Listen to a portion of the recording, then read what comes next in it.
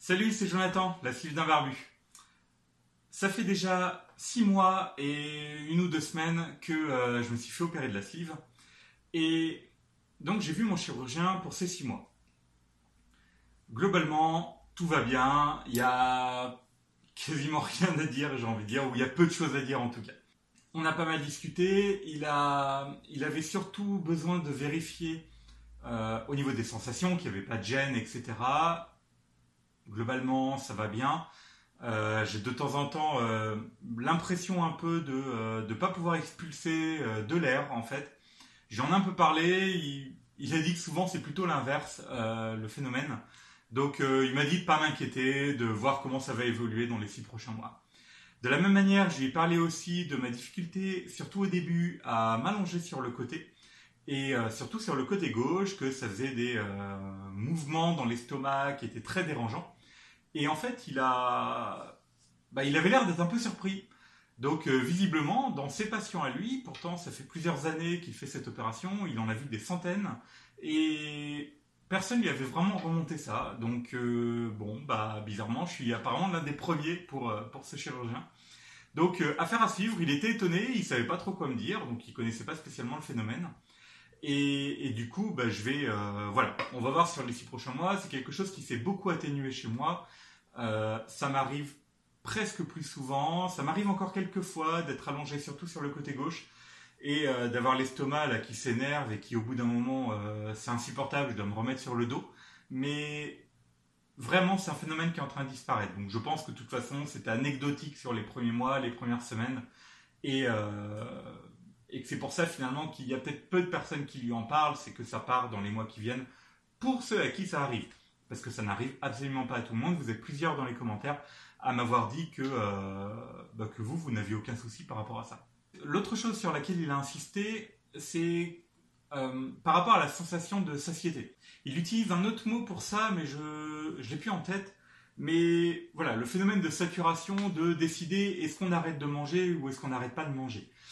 Et lui, il a bien insisté sur le fait qu'on ne devait pas attendre un signal de l'estomac qui nous dit, ou de notre tête, qui nous dit c'est bon, arrête de manger. Si on attend ça, tout ce qu'on va faire, c'est pousser des limites sans arrêt, et au bout d'un moment, on a notre estomac qui va regrossir, et c'est pas du tout l'idée. Donc du coup, il a bien insisté sur le fait d'apprendre dans ces premiers mois surtout, qui sont importants, parce qu'on a une petite remise à zéro de notre cerveau, de notre estomac par rapport aux quantités dans l'assiette. Et il a insisté sur le fait qu'il fallait apprendre à bien mettre la quantité dans son assiette, ne pas se resservir, essayer de mettre la totalité du repas dans son assiette, histoire d'avoir un bon repère visuel en fait de ce qu'on va manger. Et essayer d'apprendre à s'arrêter par rapport à ce repère visuel. Et ne surtout pas attendre une sensation de faim qui s'arrêterait, etc. Il m'a même dit qu'en fait, réellement, de son point de vue, on devrait encore avoir un tout petit peu faim à la fin d'un repas. Ça serait signe finalement qu'on ne s'est pas gavé, qu'on n'a pas violenté notre estomac, et qu'on peut repartir sur plusieurs heures d'énergie de toute façon, parce qu'on n'a pas besoin de manger à 100% remplissage de l'estomac. Il ne faut pas oublier que d'un point de vue mammifère, j'ai envie de dire, d'où on vient, etc., je doute qu'il fasse 3 repas par jour. Et là, moi, je suis même rendu à 5 ou 6.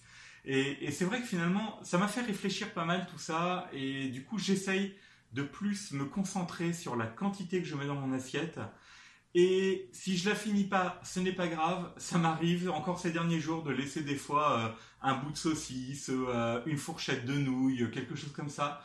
Même 3 rondelles de carottes, mais je me dis j'en ai pas besoin, je ne le ressens pas et ça sert à rien de saturer cet estomac et après en plus ça va créer une gêne, on va être, moi en tout cas je suis gêné pendant au moins la demi-heure voire l'heure qui suit.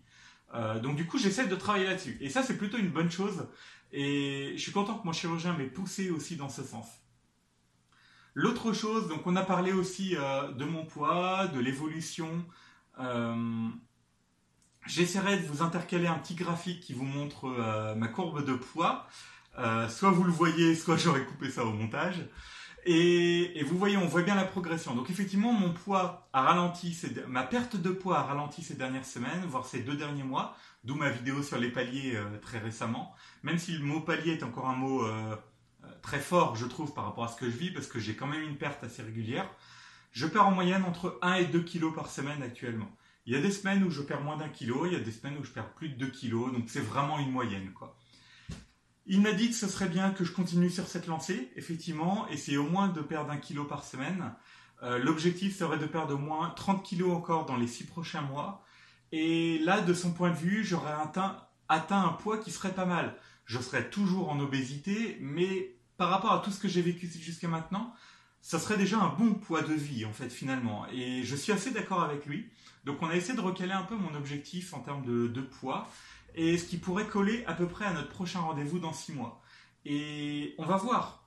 Donc après, j'en ai jamais parlé en vidéo, mais ou rarement je pense, mais je suis parti de très très loin. J'avais un IMC supérieur à 67, et ce qui est souvent le cas, c'est qu'une seule opération ne suffit pas, que des fois il faut refaire une opération, donc soit la personne a repris de mauvaises habitudes alimentaires, l'estomac s'est redistendu, il faut remettre un coup de couteau dedans malheureusement, soit des fois en fait on va faire un bypass après la sleeve pour redonner un deuxième souffle finalement à la perte de poids qui serait difficile.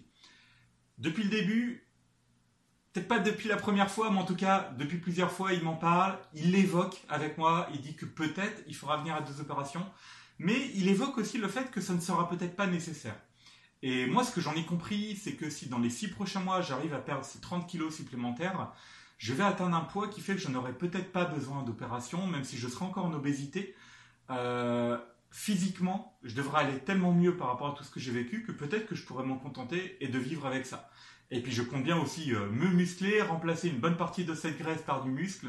Et j'ai envie de dire, être en obésité si on est super musclé, on regarde moins le chiffre sur la balance peut-être.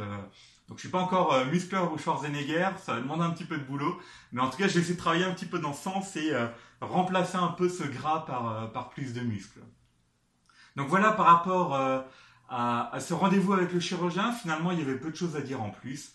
Et prochain rendez-vous dans 6 mois, j'ai mon rendez-vous endocrinologue dans 1 ou 2 semaines, pneumologue aussi dans quelques jours, et un gros bilan prise de sang, là, ça, je vous dis pas, la liste d'analyses, ça remplissait quasiment pas D'ailleurs, si vous avez une ordonnance aussi longue, prévoyez presque une demi-heure au secrétariat parce que ça lui prend du temps de préparer votre prise de sang. Donc voilà ce que je voulais partager avec vous. Globalement, je vais bien, je continue de perdre du poids, ces 6 mois, c'est un super bilan. Et on va voir comment se passe la suite. Vous avez été beaucoup dans les commentaires lors de ma dernière vidéo à avoir peur que j'arrête des vidéos. C'est vrai que j'ai ralenti un peu le rythme, vous l'avez vu, c'est juste que je passe beaucoup de temps déjà dans mon travail, je passe beaucoup de temps dans le bricolage de ma maison et dans tous ces travaux que ces 7 dernières années je n'ai absolument pas fait. Pour dire, j'avais démarré un chantier de refaire la salle de bain de notre chambre il y a 3-4 ans peut-être. Et ça y est, c'est fini. Et depuis la semaine dernière, on peut prendre des douches dans la salle de bain de notre chambre. Ça, c'est complètement phénoménal depuis le nombre d'années que ça traînait, carrément. Et voilà, et tout ça, ça me prend du temps. Et ce qui fait que du coup, le tout petit temps qui me reste, je le prends avec la famille, etc. Et pas toujours la motivation de faire des vidéos. Mais rassurez-vous, je n'arrête pas de faire des vidéos, je vais continuer. Le rythme ralentit un peu, je pense que je vais le reprendre de façon un peu plus soutenue à un moment. Mais voilà, vous inquiétez pas, vous aurez régulièrement des nouvelles. Je vous rappelle, en description, vous pouvez trouver ma page Facebook pour me contacter en privé ou pour avoir quelques autres nouvelles que je mets un petit peu de temps en temps entre les vidéos. Avant de vous quitter, pour une prochaine vidéo, peut-être pas pour la prochaine, mais pour une prochaine vidéo, j'aimerais faire 1 ou 2 vidéos sur les menus alimentaires pour les slivés. J'ai envie de partager vos recettes en fait. Donc si toi qui m'écoutes, il y a une recette que tu as faite pendant ta période de sleeve, soit pendant les premières semaines, premiers mois, soit au bout de plusieurs mois, ou si tu es un slivé depuis plusieurs années, au bout de plusieurs années, que tu trouves spécifique en termes d'astuces appropriées pour une sleeve, partage-la moi sous n'importe quelle forme, ma page Facebook, en privé, sur mon adresse email qui apparaît à l'écran. Et j'essaierai de faire 1 ou 2 vidéos, suivant le nombre que vous êtes à participer, pour partager toutes vos recettes. Peut-être que j'essaierai d'en faire aussi certaines, très certainement. Voilà, je vous remercie. Vous pouvez, comme d'autres, continuer à me laisser des commentaires. Ça m'encourage beaucoup, j'apprécie de les lire. Et j'essaie de répondre à tous, même si ça prend un petit peu de temps et que des fois je peux mettre plusieurs jours, voire 1 semaine à y répondre. Merci encore de me suivre. À très bientôt pour un nouvel épisode de la Sleeve d'un barbu. Allez, salut!